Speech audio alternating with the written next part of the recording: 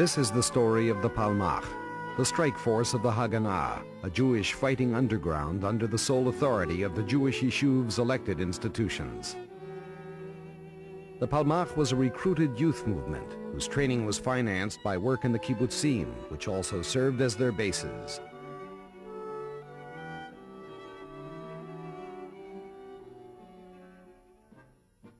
In those days, the Palmach was a barefoot army with neither uniforms nor standard weapons, children of the underground. The Palmach was founded in May 1941. The Nazis were at the gates of the country and the Palmach was preparing for sabotage operations behind enemy lines. What's more, its paratroopers had already been dropped into occupied Europe. The free world celebrates its victory over Hitler. While the masses dance in the streets and public squares, the Jewish people faces the loss of millions of its brethren, murdered in the Holocaust.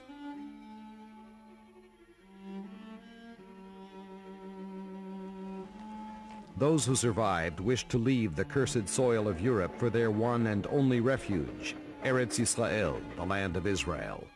The white paper of the British Mandate stood between them and their hopes. It meant no immigration and no settlements. The Palmach undertook its most important task to date, getting the survivors to Eretz Yisrael. In spite of a British blockade, some 85,000 illegal immigrants arrive on dilapidated ships from Europe and North Africa. Thousands more come from Middle Eastern countries by land.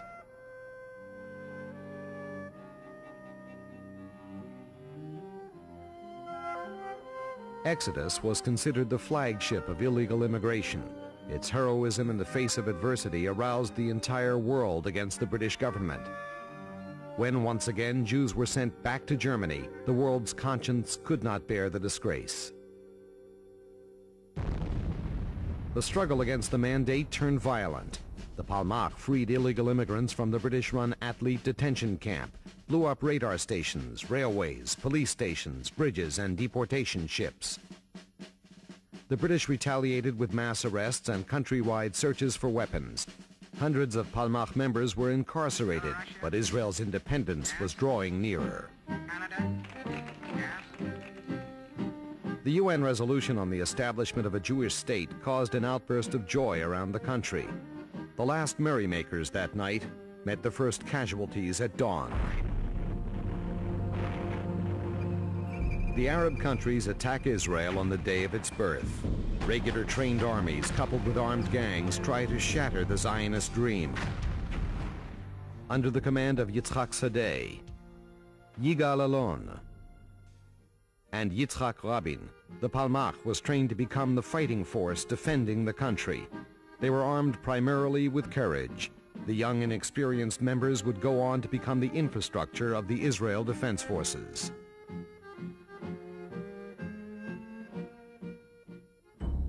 The Arabs surround Jerusalem. Conditions in the besieged city deteriorate. Fear and destruction prevail and famine spreads. Even artillery shelling does not deter people from waiting in line for water. Palmach convoys are Jerusalem's only hope. Time and again they try to break through with food and reinforcements for the city. The Horrell Brigade of the Palmach, under the command of Yitzhak Rabin, forges on, undaunted, rock after rock, toward Jerusalem. I was given a platoon of youngsters as reinforcements. I remember it was one of my most difficult moments of the war. They were 16 years old. As they were coming up, an onslaught of shelling hit us. And these kids, I think half of them were hit. I don't remember how many were killed and how many were injured. I was devastated. I thought, children of 15 and 16 years old, you're the one that sends them out. If I learned anything from the battle here in Jerusalem, it was that never again would I be involved in a war like the War of Independence, a war for which we were unprepared. What made me remain in the army was the feeling that the people of Israel could not foresee what the future held. The Horrell Brigade, a band of youngsters brought together by fate in the hills of Jerusalem, a group like there never had been and never would be again. Life was directed towards one goal, to have a state, to establish a state, a Jewish state. That was the goal. In the Galilee, the British move out of the regional capital, Safed. Fearing for the lives of the Jews, the British advised them to evacuate the town. About 10,000 Arabs against 2,000 Jews, religious families who had lived there for generations. Our order was, no one leaves Safed. Not the children, not the women, not the elderly. No one leaves. The British left, enabling the Arabs to seize strategic points, police stations, and the dominating buildings in the town. And then the Arab offensive began. For 14 hours, Safed is shelled. Shots, explosions, and cries of pain. A Palmach unit camped on Mount Canaan dispatches 35 fighters to the Jews in Safed as a reinforcement. Going to Safed, says Alad Peled, was special because we weren't sure we'd be coming back. They infiltrate into the city under cover of darkness. They're heavily equipped and welcomed with joy as if they were a mighty army come to deliver the town. There was an ungodly silence in town, says Peled. Not a soul in sight except the Haganah people who welcomed us to their posts. You couldn't see a living soul. And when we started singing, I remember people emerged from the basements. We suddenly saw people in the windows. They started greeting us in Yiddish. God bless you, a blessing upon you. Against all odds, 35 Palmach fighters and a few Haganah members hold out against larger Arab forces. Each day seems like an eternity. Attacks, shelling, and sniping. The situation worsens.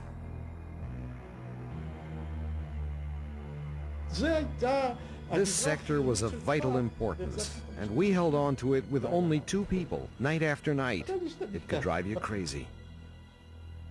The Yiftach Brigade is reorganized under the command of Yigal Alon. It moves from defense to an all-out offensive against the armies of Syria and Lebanon. The 3rd Battalion is assigned to the rescue of Safed. After a difficult and painful battle, the city is freed. In the south, the Palmach's Negev Brigade is engaged in combat. 12 settlements try to hold out against the invading Egyptian army. On May 18th, Kibbutz Yad Mordechai comes under attack by the Egyptians. Situated near a highway, the kibbutz blocks their march towards Tel Aviv. The Egyptians deploy a full brigade supported by artillery and tanks. The kibbutz comes under heavy shelling. Children and women have to be evacuated the same night. I remember someone yanking at my arms in the middle of the night. I wanted to sleep, and someone was pulling me up. Wake up, wake up, wake up. I opened my eyes and I see that everyone is being awakened. There was candlelight or something, a very dim light. I see that everyone was being pulled up and told to get dressed quickly, and we left. It was a very tough journey. Many of the children cried. It was stifling and terribly crowded.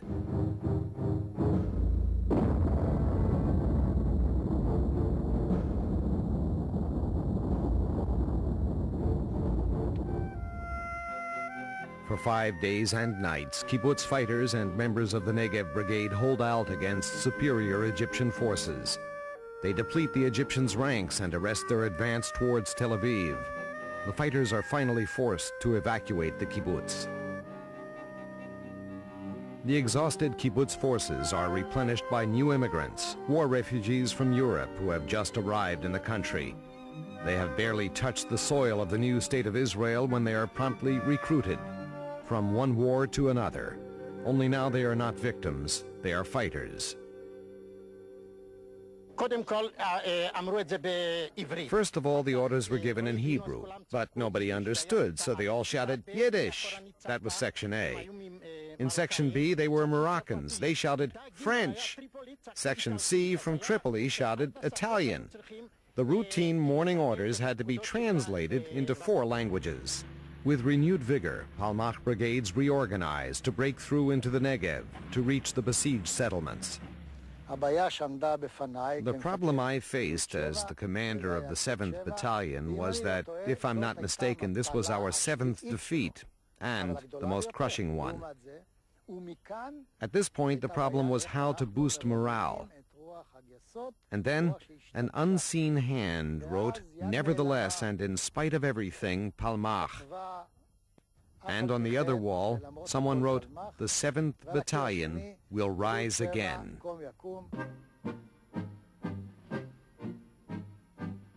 After heavy fighting all the way, Beersheba, the capital of the Negev, is conquered. From here, the road is open to the rest of the Negev and to Eilat. Operation Fact, the conquest of Eilat, is the last battle of the War of Independence. March 1949, under the command of Yigal Allon, 3 brigades take part in the fighting. I came up to the guys and said, "Eat quickly and then group in 3s. They said, "Who wants to eat? We're heading out." They sang as they formed up. Earlier they had been corpses, now they were singing, and they raced down the slope. Then after searching the place, we decided to raise the flag. I had a camera, so I took a picture.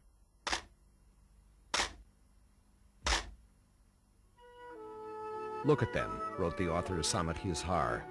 "No real uniforms, no proper equipment, no burdens, no possessions.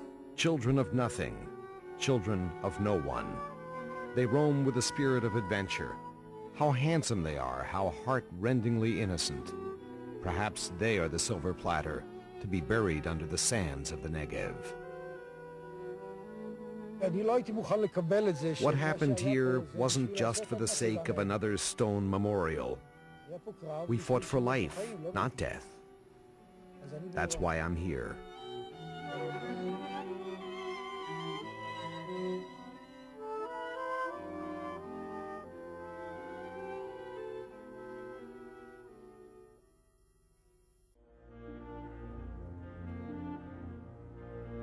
The Palmach Museum is an educational center consisting of exhibition spaces, archives, databases, and a memorial. It offers visitors a unique and emotional experience. The Palmach is part of Israel's mythology.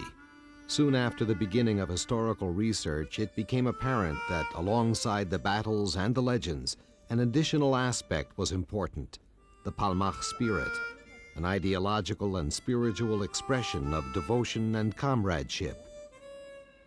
That spirit couldn't be captured by exhibiting a pistol in a glass showcase. Army of the yet unborn state of Israel. The Palmach Trail illustrates the landscapes in which the Palmach operated. We shall accompany a platoon of young volunteers throughout a decade of their lives.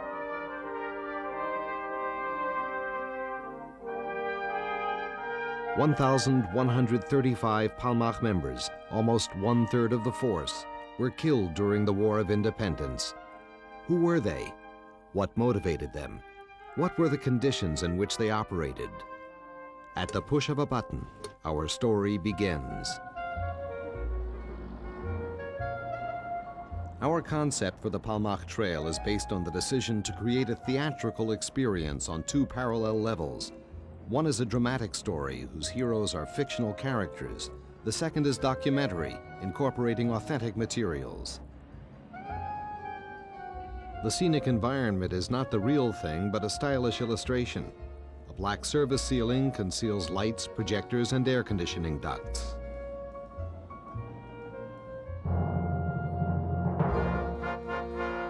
In order to ease the visitor's orientation throughout the presentations of historical facts, dates, and events, a special tool was used. Actors who begin as green recruits become experienced fighters toward the end. From the grove, we move to a camp on the outskirts of a kibbutz. Throughout the trail, the actors appear in various forms: as 3-dimensional sculptured figures, as shadows behind a screen, or filmed on video. They're accompanied by documentary footage and photographs. The scenes are enriched by special effects such as lighting, heat, scents, and others to create a realistic environment. Here in the desert, for instance, hot air blowers and powerful lighting contribute to the atmosphere.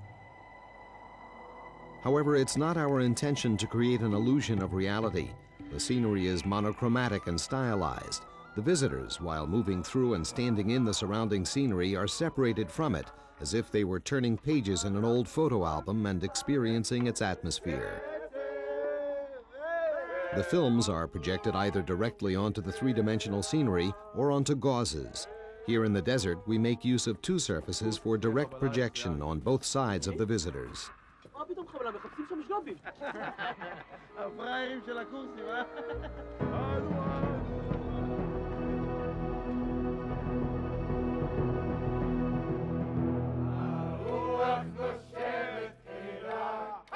The Palmach story is portrayed in three layers.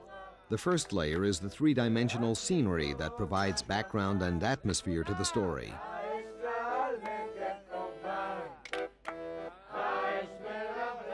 The second layer is human, the platoon. Here at the cave, they take the form of sculptured figures, as well as actors in a film projected on the front screen.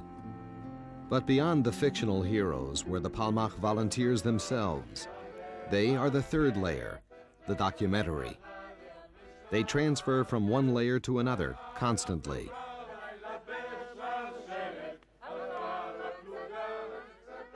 Semi-transparent screens or gauzes in variable depths enable reality to be reflected throughout the dramatic story. Reality, the documentary material, appears in black and white, and the fictional drama is in color. Thus, a clear distinction is made between the documentary and the drama.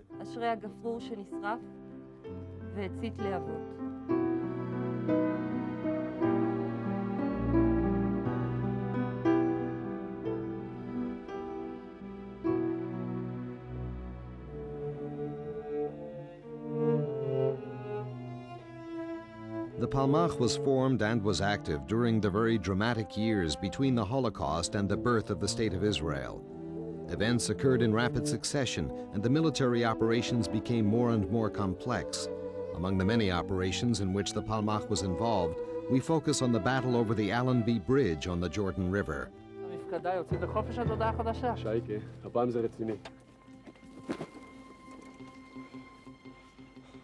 הנה המתנה שלנו. קדימה, פעל! פעל! גימון! קבוצות! ספונים קטנים אחריי! קדימה, קדימה!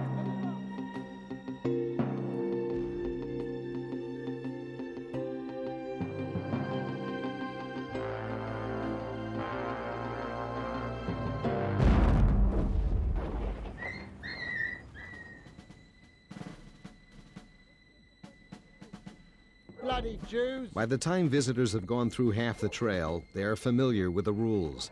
Now they are personally active and involved. Checking the shed and the stables. Bastard Jew boy. So when some of our heroes are imprisoned in a detention camp, we also find ourselves squeezed between barbed wires. It's unclear who is standing outside the fences and who's standing behind them or us.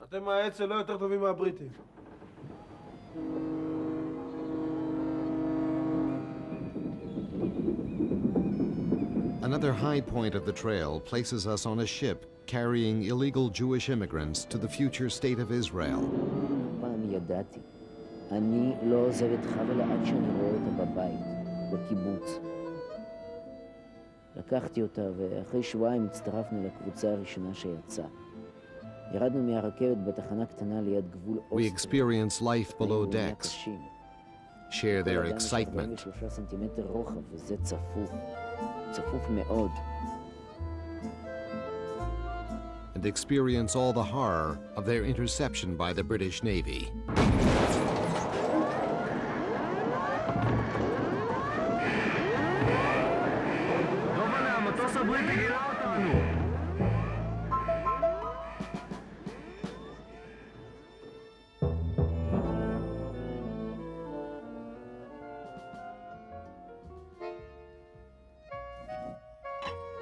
Toward the climax of the trail, we encounter our heroes for the last time at a coffee shop in Tel Aviv.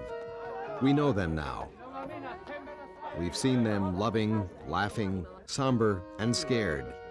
Now on November 29, 1947, they gather to hear the vote at the UN.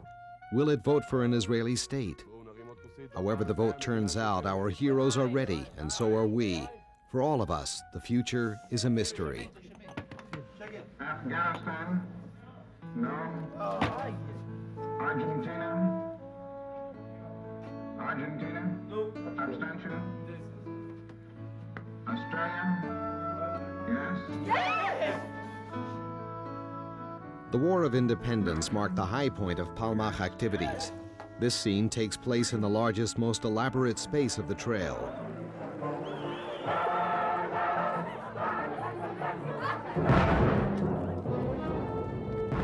It's designed like a black theater. The visitors are seated on a recreated stronghold built on a turntable, which revolves from time to time in one direction or another. Different places, events, and battles appear on the screens in rapid succession, illustrating the chaos of war surrounding us, attacking us from all directions. 3 large gauzes stretched along the edge of the turntable create a panorama on which the main story of the war is projected. Behind them, another set of gauzes is stretched to increase the depth of information and enable the intertwined projection of both the dramatic story and documentary materials. Further behind the 2 layers of screens are sculptured figures and scenes relevant to the storyline. Our heroes, the platoon members, appear on the different layers of the screen, taking part in various battles and telling us of their personal experiences during the war. As the war progresses, some members of the platoon are killed in action. 4 of the 10 youngsters with whom we started our trail never reach its end. More than 1/3 of all Palmach members were killed during the war. A military cemetery, 1 year after the war. אין שמיים עודמת תעמעם לאיתה על גבולות השנים. ואומה תעמוד קרועת לב, אך נושמת, לקבל את הנס האחד אין שני. אז מנגד יצאו נערה ונער, ואת יצעדו הם אל מול האומה. לובשי חול וחגור These are not credits. These are the names of the Palmach dead, the real creators of our story, the real heroes. והשניים שוקטים יענו לה. אנחנו מגש הכסף שעליו לך ניתנה מדינת היהודים.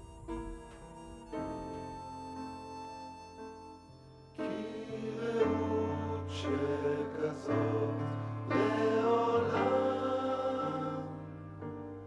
לא תיתן את ליבנו לשכוח. At the end of the trail, we find ourselves back at its beginning, the memorial hall to 1,135 Palmach volunteers killed in the war.